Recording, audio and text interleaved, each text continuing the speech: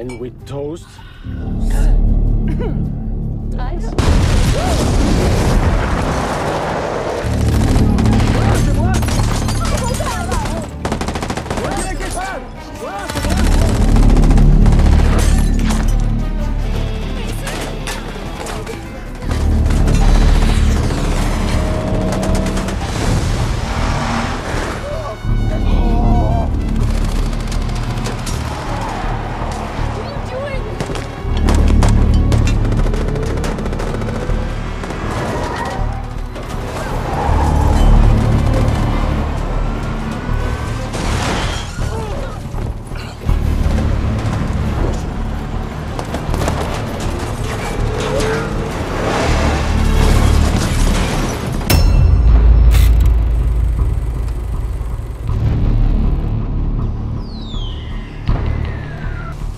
Halo guys, selamat datang kembali di Ras Cinema. Pada kesempatan kali ini, kita akan membahas sebuah film yang berjudul Freelance.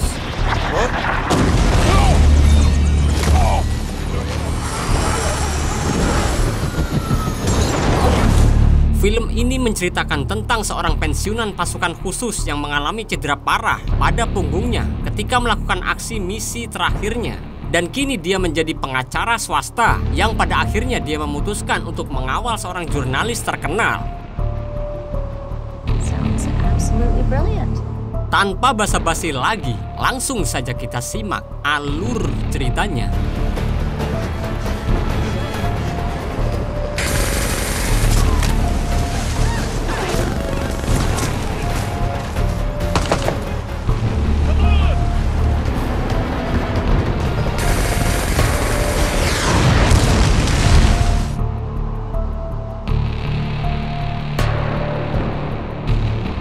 Film diawali dengan diperlihatkannya kegiatan pasukan militer dan di situ diceritakan tentang kehidupan seseorang yang bernama Mason Petitz yang memulai karirnya di dunia militer.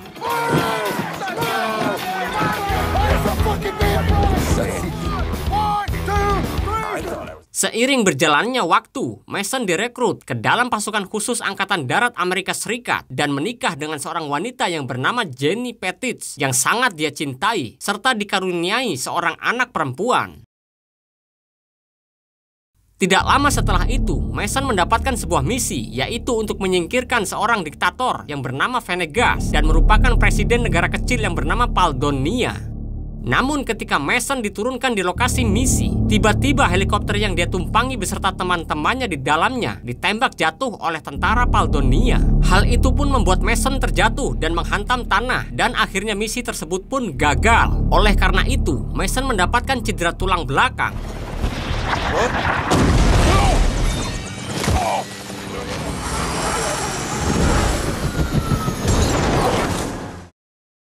Di sini, Mason adalah anggota satu-satunya yang selamat dari kejadian naas itu dan kemudian diistirahatkan dari Angkatan Darat. Tetapi Mason saat ini kurang senang karena sekarang dia harus menafkahi keluarganya dengan bekerja sebagai seorang pengacara swasta. Saat pagi hari sebelum Mason berangkat ke kantor, dia lebih dulu mengantar putrinya yang bernama Cassie ke sekolah. Di situ, Cassie bercerita kalau dirinya telah dibully oleh teman sekolahnya. Lalu, Mason pun menyarankan agar memukul tenggorokan si pembuli jika dia membuli lagi dirinya. Hit him in the Adam's apple. All boys have him. Bye, Daddy. Ketika sudah berada di kantornya, Mason bertemu dengan pelanggannya yang aneh yang memintanya agar menangani kasus sepele yang menimpa dirinya saat ini. You have my word. I will make this all go away. Thank you. I'll be in touch, okay? Thank you. Setelah pelanggan itu pergi, Mason didatangi oleh teman lamanya yang bernama Sebastian Early yang merupakan mantan pasukan khusus Angkatan Darat Amerika Serikat. You don't write, you don't call. Pada awalnya, Early bertanya kenapa Mason menghilang tanpa memberinya kabar. Kemudian, Early menyinggung tentang pernyataan Mason dulu yang begitu membenci pekerjaan sebagai pengacara. Mendengar hal tersebut, Mason pun menjelaskan kalau dia memiliki anak dan istri yang harus dia penuhi kebutuhannya. Dan demi mereka juga, Mason siap menjalani mimpi buruk itu di dalam kehidupannya. Setelah mereka berbincang-bincang, kemudian Early mengajak Mason jalan-jalan karena ada sesuatu yang ingin dia sampaikan.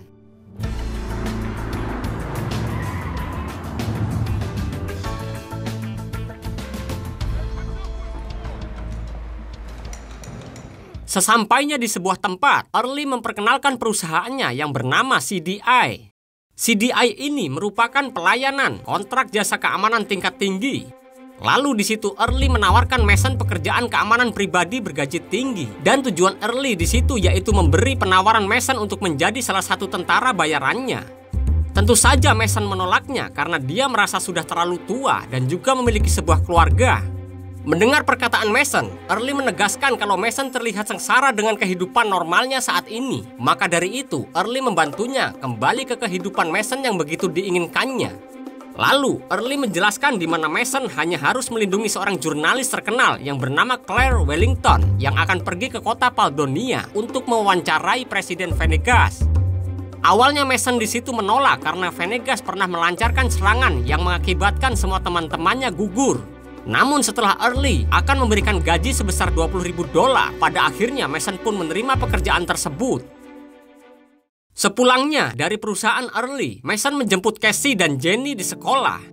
Di situ terlihat raut wajah Jenny yang sedikit murung dan kesal karena Mason terlambat beberapa menit menjemputnya. Sesampainya di rumah, Mason kembali dimarahi Jenny dan merendahkan pekerjaan Mason sebagai pengacara swasta. Setelah itu, Mason menemui Cassie yang sedang bermain game. Hey, Daddy. What are you doing? Building a cruise ship. Di situ, Mason lalu mengatakan kalau dirinya akan pergi keluar kota dalam beberapa hari. Do they have snow globes where you're going? Tidak lama dari itu, Mason berpamitan dengan sang istri yang kaget saat mengetahui Mason akan menjalankan sebuah misi. Bukannya senang, Jenny justru tidak rela Mason pergi dan mengancam akan membawa Cassie pulang ke kampung halamannya, yaitu ke rumah orang tua Jenny. Tetapi di situ Mason tidak menghiraukannya dan tetap akan pergi demi mencari uang tambahan. Keesokan harinya, terlihat Mason menemui Claire yang dari tadi sudah menunggunya. Kemudian mereka pun segera berangkat menuju bandara sembari berbincang-bincang di dalam mobil. Setelah sampai di bandara dan sudah menaiki sebuah pesawat jet pribadi milik Venegas, mereka pun terbang menuju Paldonia.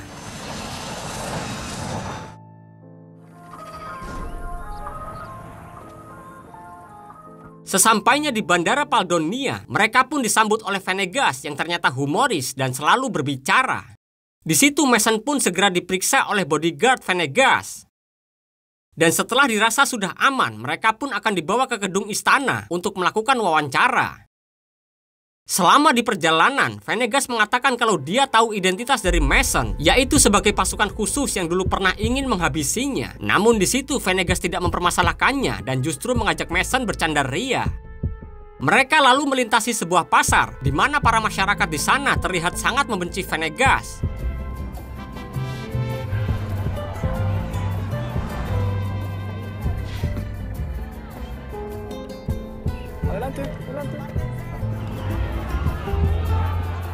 Setelah melewati pasar, Venegas membawa mereka ke pedesaan yang adalah tempat kelahirannya. Namun ketika mereka hendak melewati jembatan, tiba-tiba mobil salah satu pengawal yang berada di depan meledak dan disusul dengan serangan rombongan tentara bayaran yang akan menghabisi Venegas. Nice.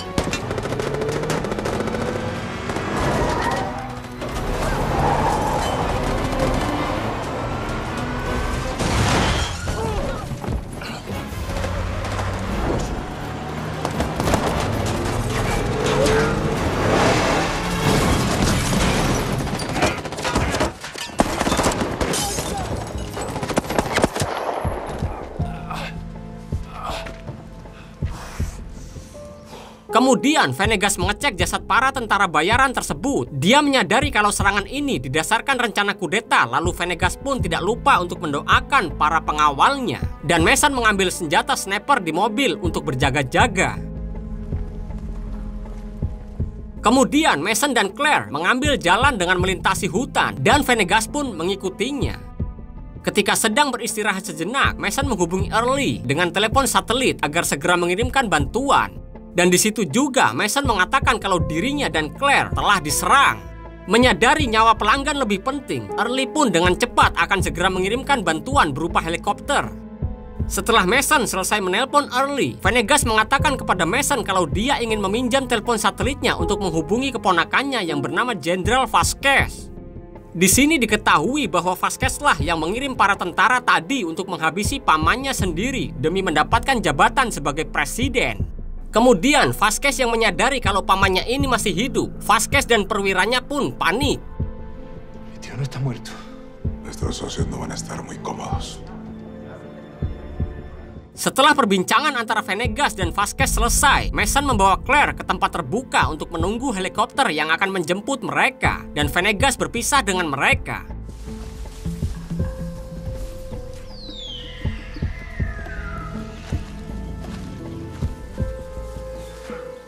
Setelah menunggu beberapa menit, akhirnya bantuan helikopter pun datang yang ternyata ada 2 orang bersenjata. Namun ketika helikopter itu mendarat, ternyata mereka bukan anggota Early dan mulai menembaki Mason dan Claire.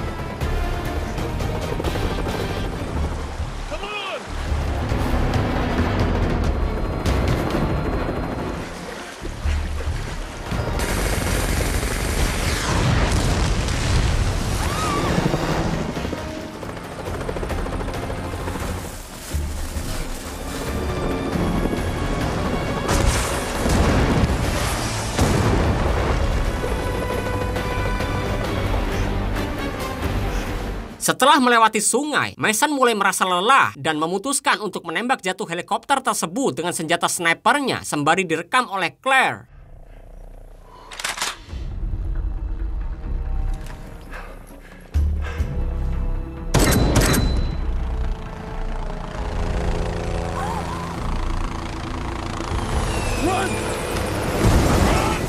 Kemudian Mason dan Claire kembali lagi ke dalam hutan hingga mereka pun terpisah.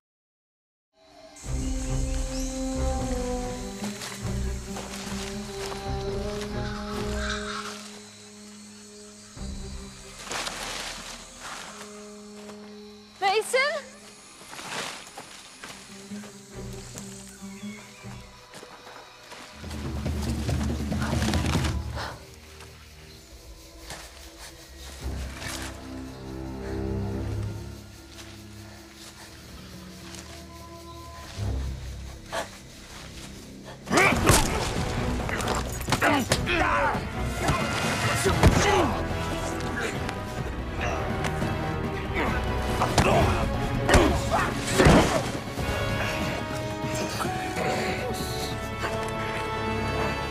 Setelah Mason berhasil menghabisi satu tentara itu, tentara yang satunya lagi datang dan langsung memukulkan senjatanya kepada Mason.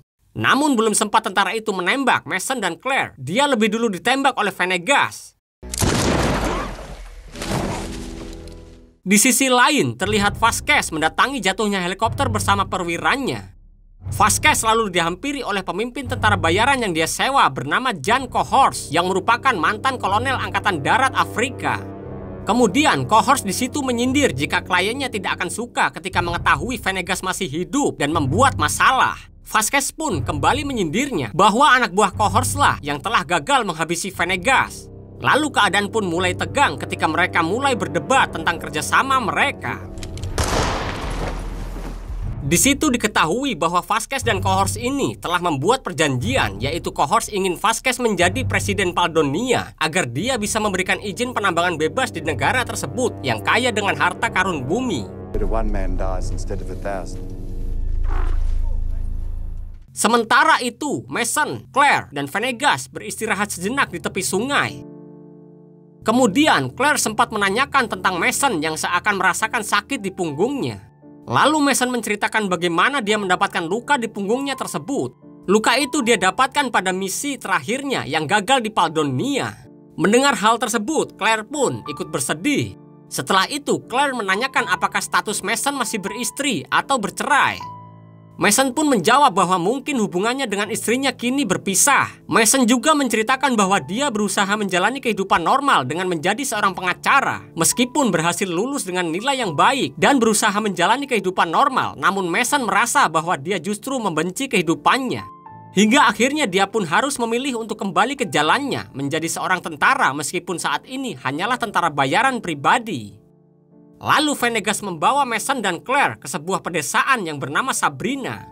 Para warga yang tahu kedatangan Venegas pun langsung menyambutnya dengan bahagia. Begitupun dengan kepala desa tersebut yang merupakan teman dekat Venegas ikut menyambut kedatangan Venegas. Tidak lama dari itu, setelah mereka selesai merapikan diri, sore harinya, Claire mulai mewawancarai Venegas dan direkam oleh Mason.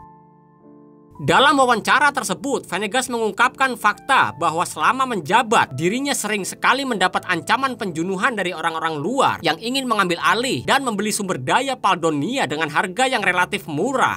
Sumber daya yang mereka incar sebenarnya adalah tanah Paldonia, karena semua tanah di negara ini mengandung lantanida, yaitu sebuah logam langka yang menjadi bahan dasar berbagai macam barang-barang elektronik. Itulah kenapa orang luar melakukan segala cara untuk menyingkirkan Venegas, dari menyebarkan berita buruk tentang Venegas hingga ancaman pembunuhan dan lain sebagainya. Namun Venegas tidak menyerah begitu saja karena Paldonia adalah rumahnya dan peninggalan nenek moyang semua warga Paldonia.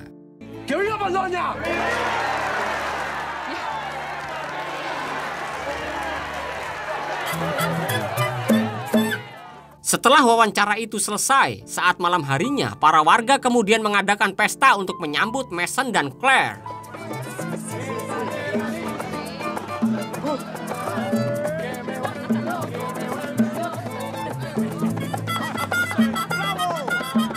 Keesokan harinya, Mason mengajak Claire untuk pulang karena misinya sudah selesai. Namun Claire mengatakan kalau wawancara saja itu tidak cukup untuk membuktikan bahwa Venegas benar-benar presiden yang baik untuk rakyatnya.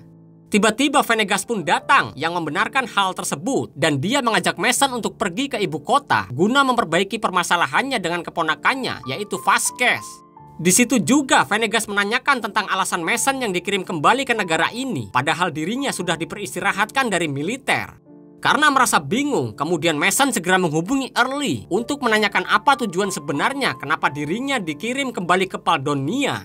Lalu Early menjawab dengan jujur bahwa dia mendapatkan klien gelap yang mau membayar mahal untuk menghabisi Venegas. Dan Masonlah yang Early pilih untuk menjalankan misi tersebut. Karena Mason masih memiliki dendam kepada Venegas yang telah menembak jatuh helikopter Mason dan timnya di awal cerita tadi. Setelah mengakhiri pembicaraannya dengan Early, Mason masih bingung dan mengurungkan niatnya untuk menghabisi Venegas. Kemudian lebih memilih membawa Claire untuk segera pergi. Namun di saat yang bersamaan juga, Cahors beserta komplotannya datang.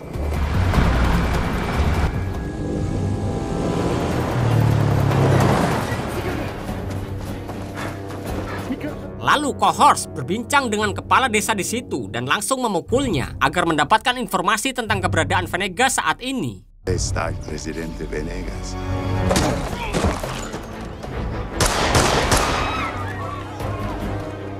Melihat teman dekatnya itu dipukuli oleh Cahors, Venegas pun dengan nekat menemuinya. Mason yang menyadari kalau nyawa Venegas sangat penting bagi Paldonia, dia pun segera menunggangi kuda ternak untuk membawa Venegas pergi dari situ.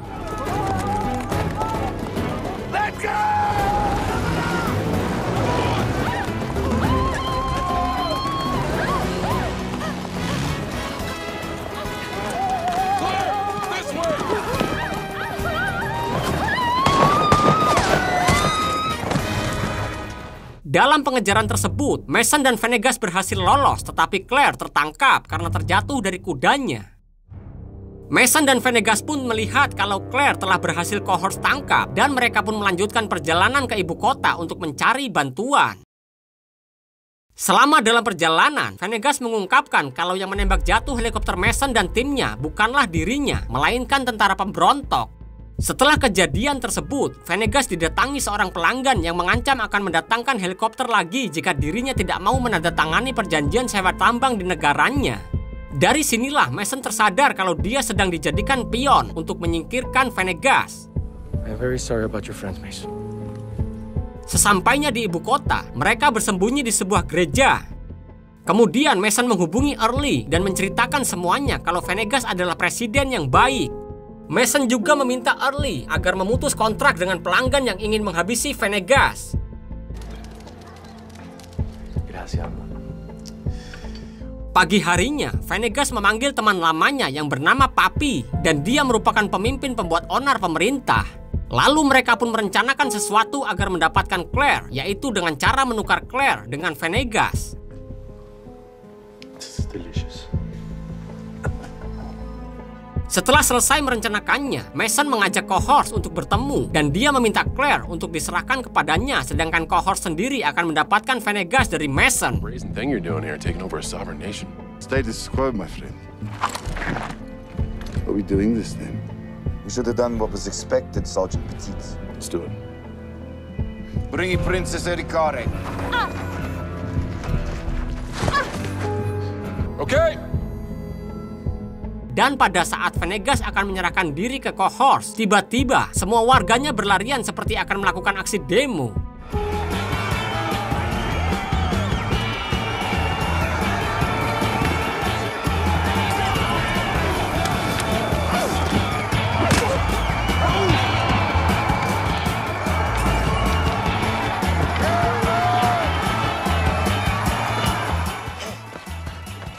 That was my people, Claire. Huh? Mereka bertiga pun kemudian pergi ke istana kepresidenan melalui jalan rahasia yang sengaja dibuat oleh Venegas untuk menghindari rencana pembunuhan. Sesampainya di kantor presiden, mereka bertemu dengan Vasquez yang terlihat panik melihat pamannya masih hidup. Meskipun keponakannya ini sudah jahat kepadanya, Venegas tetap menyayanginya dan dia mengatakan agar Vasquez memilih pamannya daripada bekerja sama dengan orang luar. Karena sebenarnya Vasquez juga dipaksa oleh beberapa pihak. Akhirnya dia pun mau berpihak kepada pamannya. Di saat yang bersamaan juga, Perwira Martinez datang yang langsung mengeluarkan senjatanya dan menembak Venegas.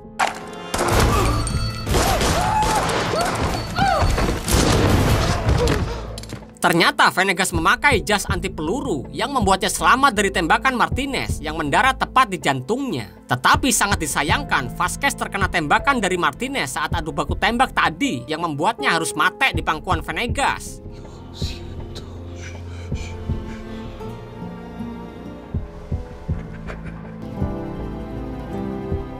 Tidak lama kemudian, para tentara Paldonia datang untuk menangkap Venegas. Akan tetapi di situ Venegas menegaskan kalau dia sedang berjuang melawan penjajah yang ingin mengambil sumber daya negaranya. Di saat yang bersamaan juga, Cohorts dan komplotannya datang mengepung ruangan kantor presiden. Venegas yang berhasil meyakinkan para tentara Paldonia yang mendengarkan perkataannya seketika langsung berpihak kembali kepada Venegas dan mulai adu baku tembak dengan Cohorts dan komplotannya. Mis hermanos. Llegó el momento de luchar. Yo sé que están obedeciendo órdenes. Soldados, no tienen por qué hacer esto. Defiendan su patria por esta tierra.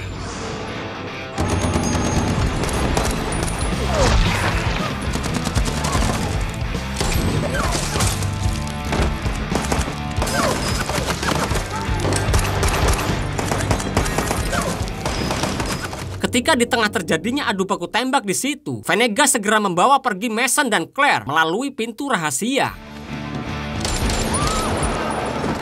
Mereka bertiga pun masuk ke sebuah ruangan Venegas untuk bersembunyi. Namun tidak lama dari itu, listrik pun tiba-tiba padam.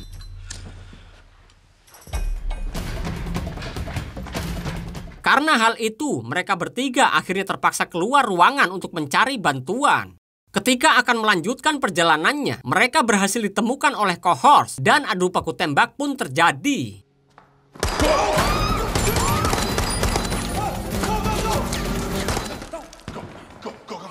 Mereka bertiga pun berpisah. Venegas dan Claire pergi ke taman, lalu menyaksikan tentaranya baku tembak dengan pasukan cohorts, sedangkan Mason berhadapan dengan salah satu anggota cohorts.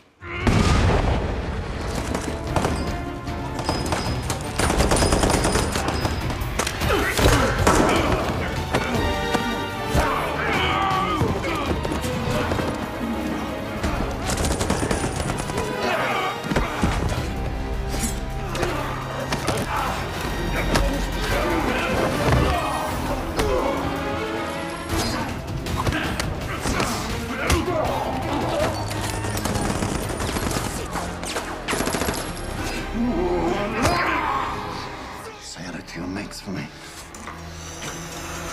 You killed my friends. Lalu Mason membantu tentara Paldonia yang berjuang keras melawan pasukan cohorts, dan hal itu sempat Claire rekam.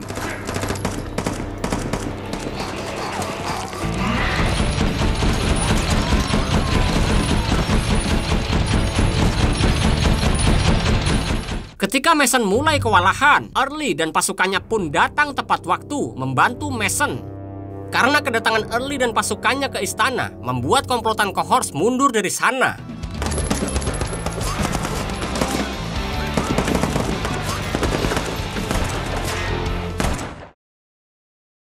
Beberapa hari kemudian, Claire memposting semua kejadian yang dia rekam selama di Paldonia dan menarik semua media di dunia. Dan karena hal ini membuat dunia tahu kalau perusahaan-perusahaan besar dan tentara bayaran swasta mengincar sumber daya alam Paldonia seperti yang dikatakan oleh Venegas. Tidak lama setelah itu, terlihat Venegas melakukan jumpa pers yang dimana dalam acara tersebut Venegas mengumumkan kalau dia akan mengundurkan diri dari presiden. Di lain tempat, istri Mason yang sedang menonton televisi melihat suaminya bersama Venegas dan merasa bangga karena dia menjadi pahlawan bagi negara Paldonia.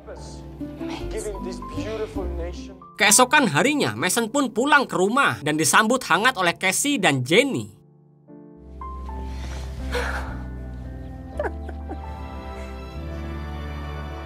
Ketika Mason dan Jenny hendak mengantar Cassie ke sekolah, tiba-tiba dia mendapatkan pesan dari Venegas yang memberinya uang sebesar $5 juta. Tentu saja Mason tidak percaya karena Venegas suka bercanda. Namun ketika dia mengecek saldo rekeningnya, ternyata memang benar. Yes! Menyadari kalau dirinya saat ini sedang banyak uang, Mason pun memutuskan untuk liburan bersama keluarganya.